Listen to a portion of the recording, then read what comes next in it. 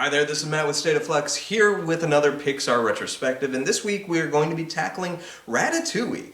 Ratatouille is a interesting and compelling movie in a couple of different senses. First of all, it's a very good movie. This is one of my favorite Pixar movies, in all honesty. But this is one that I think caters mostly to an adult audience. This is, I would argue, easily the most adult in concept and in execution of all of the Pixar movies. I.e., if you're under the age of 15, I don't think you'd even appreciate this movie, let alone like it. This movie requires a certain amount of thought and a certain amount from the audience to give back into the movie just as much as it is delivering to the audience. But it's also weirdly the most childishly executed film in that the plot is literally about a rat that is like puppeteering a man using the hairs and the nerve endings in the head and stuff, which is just a very childlike concept.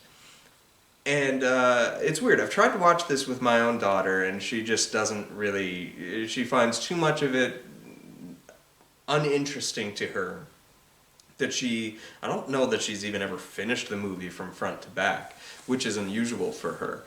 But this is one that I really like, and it's not lost on me that this is a film that's kind of tackling the art of film criticism, or criticism in general, but particularly you could conflate the food industry and the film industry as being kind of one with what this film is trying to accomplish.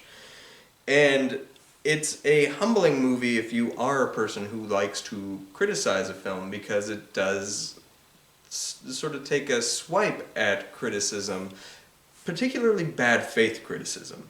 And that is where this film excels. It gets you to take a moment of pause to reflect on what you're watching. Is somebody took a huge shot. They made this artistic thing that is of value and of merit because it was inside somebody and now it's out for the public to consume in any way that they would like.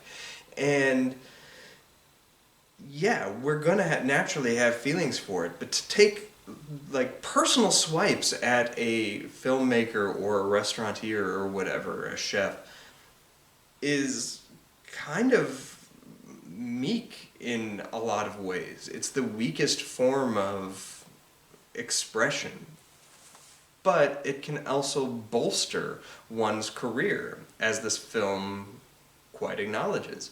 It really causes reflection for the critically minded. And that's why I like this movie. It is very good.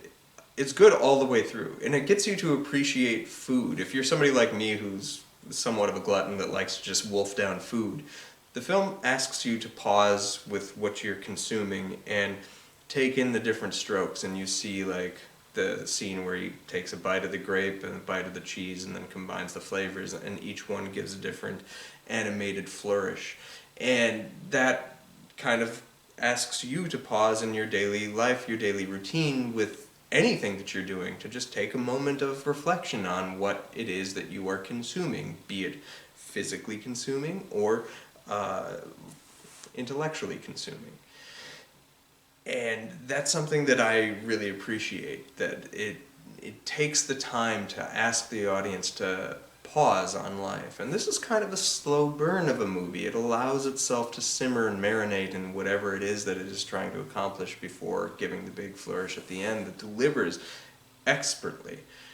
That final monologue done by the critic at the end is, by Ego, I believe, is so well written, brings me to tears every single time I see it. And this is, I think, without question, Brad Bird's best movie. I know a lot of people like The Incredibles and his Mission Impossible film, but this is his best movie, without question. He hits the emotional beats perfectly, the humor works, the childlike engagement with the audience really soars for me. I think I don't mean that to sound like a criticism in the beginning where I said this is his most childishly executed film. I think that's a positive for this. While also engaging the viewer intellectually. And that's something that I also really appreciate. This is one of Pixar's strongest films.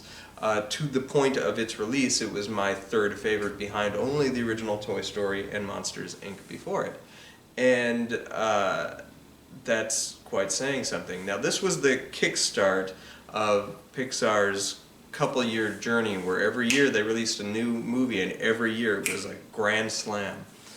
And this is one that kind of falls by the wayside because the three that would come next had so much word-of-mouth spread about the qualities of the movie or their emotional, the way they hit you emotionally, that this one kind of gets fallen by the wayside.